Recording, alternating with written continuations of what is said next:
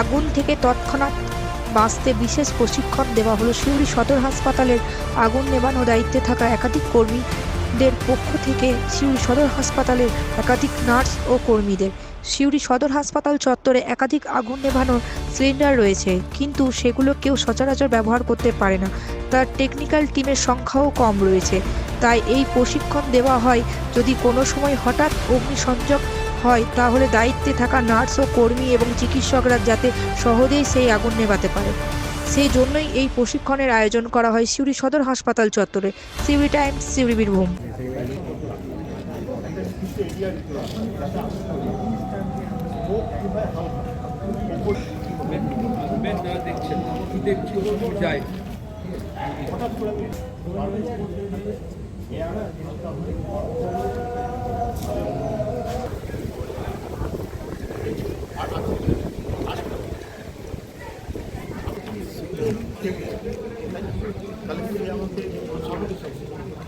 একটা বদ্ধ ঘরের মধ্যে চালায় সেই দিকটা বোঝাতে পারলাম কতটা, যে দিকে আপনি এয়ার বেরোচ্ছেন আপনি সেই দিকটাই গিয়ে ওটাকে ইউজ করুন।